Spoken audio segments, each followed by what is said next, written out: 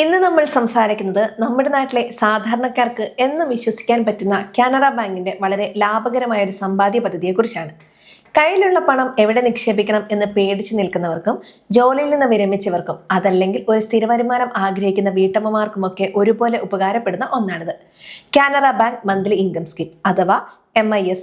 പലിശ നിരക്കുകളിൽ വലിയ മാറ്റങ്ങൾ വന്ന ഈ 2026 കാലഘട്ടത്തിൽ ഇതിന്റെ ഗുണങ്ങൾ എന്തൊക്കെയാണെന്നും എങ്ങനെ അപേക്ഷിക്കണമെന്നും നമുക്ക് കൃത്യമായി നോക്കാം. പലപ്പോഴും നമ്മൾ കഷ്ടപ്പെട്ടുണ്ടാക്കിയ പണം ബാങ്കിൽ വെറുതെ ഇടുമ്പോൾ അതിൽ നിന്ന് വലിയ ഗുണമൊന്നും കിട്ടാറില്ല.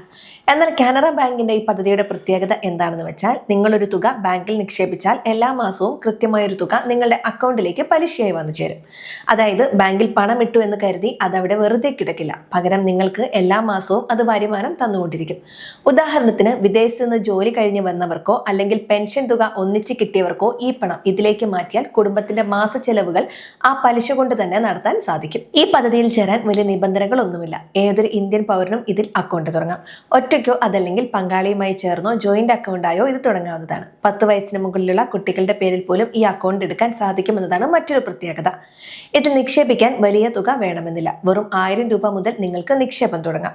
എന്നാൽ ഉയർന്ന തുകയ്ക്ക് പരിധികളൊന്നുമില്ല. നിങ്ങളുടെ കൈവശം എത്ര തുകയുണ്ടോ അത് സുരക്ഷിതമായി നിക്ഷേപിക്കാനും അതിൽ നിന്ന് ആനുകൂല്യങ്ങൾ നേടാനും സാധിക്കും.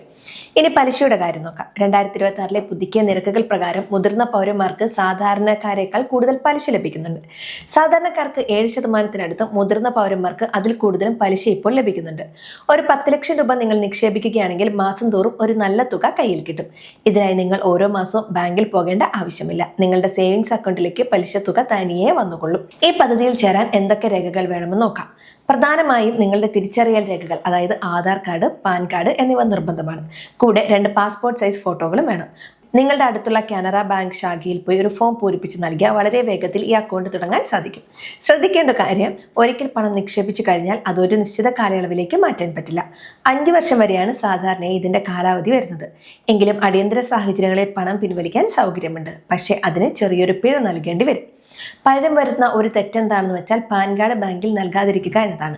പാൻ കാർഡ് നൽകിയില്ലെങ്കിൽ നിങ്ങളുടെ പലിശയിൽ നിന്ന് വലിയൊരു തുക നികുതിയായി ബാങ്ക് പിടിക്കും. അതുകൊണ്ട് അക്കൗണ്ട് തുടങ്ങുമ്പോൾ തന്നെ കൃത്യമായ രേഖകൾ നൽകാൻ ശ്രദ്ധിക്കണം. അതുപോലെ തന്നെ നോമിനിയെ വെക്കാനും മറക്കരുത്. നമ്മുടെ കാലശേഷം ഈ പണം ആർക്ക് കിട്ടണമെന്ന് നേരത്തെ തന്നെ നിശ്ചയിക്കുന്നത് കുടുംബത്തിന് വലിയ ആശ്വാസമാകും. ബാങ്കുകളിൽ നേരിട്ട് പോയി തിരക്ക് കൂട്ടാൻ താല്പര്യമില്ലാത്തവർക്ക് കാനറ ബാങ്കിന്റെ ഓൺലൈൻ ബാങ്കിംഗ് വഴിയും മൊബൈൽ ആപ്പ് വഴിയും ഇപ്പോൾ ഇത്തരം നിക്ഷേപങ്ങൾ തുടങ്ങാൻ സാധിക്കും. സാങ്കേതികമായി അറിവുള്ളവർക്ക് വീട്ടിലിരുന്ന് തന്നെ ഇത് ചെയ്യാവുന്നതാണ്. അല്ലാത്തവർക്ക് അടുത്തുള്ള ശാഖയിൽ പോയി കാര്യം പറഞ്ഞാൽ അവർ നിങ്ങളെ സഹായിക്കും. മറ്റൊരു പ്രധാന കാര്യം, സർക്കാർ നിയമങ്ങൾ ഇടയ്ക്കിടയ്ക്ക് മാറുന്നതുകൊണ്ട് നിക്ഷേപിക്കുന്നതിന് തൊട്ട് മുമ്പ് നിങ്ങളുടെ അടുത്തുള്ള ബാങ്ക് ശാഖയിൽ പോയി അതിന്റെ പലിശ നിരക്ക് ഒരിക്കൽ കൂടി ചോദിച്ച് മനസ്സിലാക്കണം. പലിശ നിരക്കുകളിൽ നേരിയ മാറ്റങ്ങൾ വന്നേക്കാം. അത് നിങ്ങളുടെ മാസ വരുമാനത്തിലും ചെറിയ മാറ്റങ്ങൾ ഉണ്ടാക്കിയേക്കാം. പണം നിക്ഷേപിക്കുമ്പോൾ കിട്ടുന്ന രസീത് സൂക്ഷിച്ചു വെക്കാനും മറക്കരുത്. അപ്പോൾ പറഞ്ഞു വന്ന ഇതാണ്, നിങ്ങൾ അധ്വാനിച്ചുണ്ടാക്കിയ പണം സുരക്ഷിതമായിരിക്കാനും അതോടൊപ്പം മാസം തോറും ഒരു വരുമാനം നൽകാനും കാനറ ബാങ്കിന്റെ ഈ പദ്ധതി സഹായിക്കും. വെറുതെ പണം അക്കൗണ്ടിൽ ഇട്ടുവെക്കാതെ അത് കൃത്യമായ വഴിയിൽ നിക്ഷേപിക്കാൻ എല്ലാവരും ശ്രദ്ധിക്കുക. പണത്തിന്റെ കാര്യമായതുകൊണ്ട് തന്നെ പാസ്വേഡുകളോ OTP നമ്പറുകളോ മറ്റാർക്കും കൈമാറരുത്. ബാങ്ക് ഉദ്യോഗസ്ഥർ പോലും നിങ്ങളോട് ഇത്തരം കാര്യങ്ങൾ ചോദിക്കില്ല എന്ന് എപ്പോഴും ഓർക്കണം. ഈ വിവരങ്ങൾ നിങ്ങൾക്ക് ഉപകാരപ്പെടുന്നു കരുതുന്നു. സമ്പാദ്യശീലം വളർത്തുന്നതിലൂടെ മാത്രമേ നമുക്ക് സാമ്പത്തിക ഭദ്രത ഉറപ്പാക്കാൻ കഴിയൂ. ഇത്തരം ചെറിയ അറിവുകൾ പോലും പലരുടെയും ജീവിതത്തിൽ വലിയ മാറ്റങ്ങൾ ഉണ്ടാക്കും.